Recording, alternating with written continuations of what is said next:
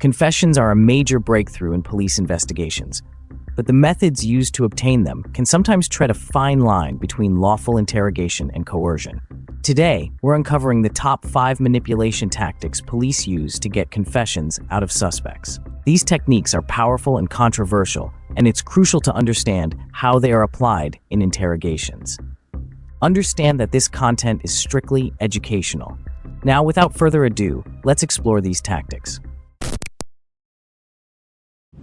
The Mr. Big technique, also known as the Canadian technique, was developed by the Royal Canadian Mounted Police in the 1990s. It's a complex and time-consuming tactic, typically employed as a last resort when dealing with uncooperative suspects whom the police strongly believe are guilty. This technique involves undercover officers who initially locate where the suspect frequently socializes. An officer, posing as a regular at the location, befriends the suspect. After several interactions, the officer introduces the idea of undertaking some jobs for a fictitious criminal organization. Often drawn to the prospect of easy money, the suspect, usually someone with a questionable background, agrees to participate. The jobs start small, such as retrieving vehicles from individuals who owe money to the organization, but gradually escalate to more serious crimes like burglaries. Throughout these operations, the undercover officer engages in conversations with the suspect, subtly coaxing out details about the crime under investigation. Eventually, the suspect is introduced to the boss of the organization, another undercover officer, several months into the operation.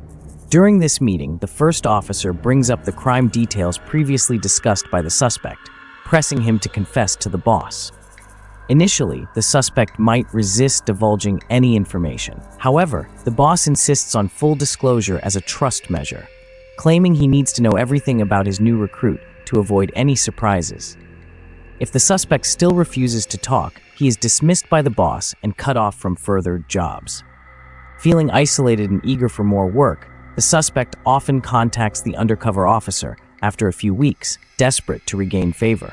It is during this vulnerable moment that the suspect typically confesses, repeating his admission directly to the boss, which then leads to his arrest. The Reid technique is a well-known method used by police for interrogations. It's a complex, multi-step process known for its intensity and psychological pressure. The interrogation typically begins with the officer suggesting that the evidence implicates the suspect, without directly accusing them of the crime. During the interrogation, the officer dominates the conversation, generally not allowing the suspect to speak freely. This is because any initial statements from the suspect are likely to be denials, particularly if they are guilty, which could complicate extracting the truth later on. Despite this, suspects often attempt to assert their innocence vigorously. The interrogator adopts a sympathetic demeanor, seemingly affirming the suspect's innocence, or suggesting that someone else might be responsible for the crime. Throughout this, the officer closely watches for any signs of deceit. This method has been criticized for being lengthy, coercive, and overly confrontational, involving deceptive tactics that have led to false confessions from innocent individuals. As a result, numerous police departments are moving away from using the Reid technique. PEACE stands for Preparation and Planning, Engage and Explain, Account, Closure, and Evaluate. This interrogation technique is predominantly used by police officers in the UK and New Zealand. The approach is designed to transform the traditional interrogation into something more akin to an interview, featuring extensive dialogue. In this method, interrogators engage extensively with the suspect, asking numerous questions to keep the suspect talking for as long as possible. They adopt a friendly demeanor, subtly guiding the suspect towards confession through careful conversation. During the interrogation, the officer prompts the suspect to recount their memory of the incident in detail. The responses are then cross-referenced with the information already held by the police. If any intriguing details emerge from the suspect's account, the interrogator explores these further through additional questioning.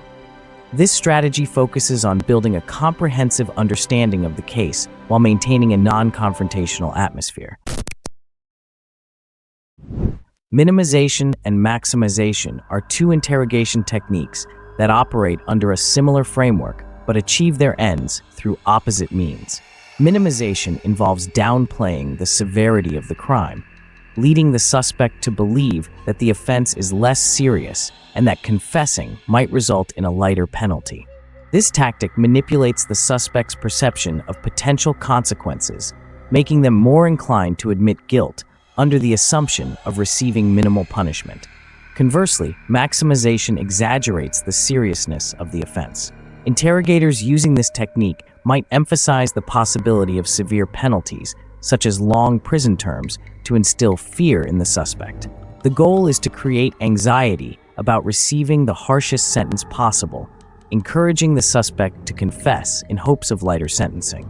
Both strategies are controversial because they can influence the severity of outcomes for the suspect. Research has shown that such techniques can affect judicial proceedings. For instance, a study found that mock juries were more likely to convict individuals who confessed under the pressure of minimization, viewing the confession as a sign of true guilt. The good cop, bad cop interrogation technique is a classic psychological strategy used in police interrogations, acting as the proverbial carrot and stick approach. Originally a component of the Reid technique, it has evolved into a standalone tactic. As the name suggests, this method involves two roles. One officer plays the bad cop and the other the good cop. The bad cop engages with the suspect first, adopting a harsh, abrasive demeanor. This officer is intimidating, insistent on the suspect's guilt, and aggressively pushes for a confession. This intense pressure can make some suspects fearful enough to confess. If the initial approach fails to yield a confession, the good cop steps in. This officer rebukes the bad cop's aggressive methods and takes a softer approach with the suspect, offering reassurances of leniency, such as a lighter punishment or even a pardon. The good cop aims to soothe and gain the trust of the suspect. The underlying goal is to make the suspect feel more at ease and more likely to confess to the more sympathetic officer. These techniques show the complex balance between solving crimes and protecting rights during police interrogations. While they can be key in uncovering the truth, they must be used responsibly to avoid the serious issue of false confessions. This deep dive into police interrogation tactics reveals the fine line between lawful questioning and coercive manipulation. For more insights into critical issues, stay tuned to Case File Curator. Thanks for watching. We hope that you found this information both informative and engaging. If you haven't already, be sure to hit that subscribe button and turn on notifications so that you never miss a new video.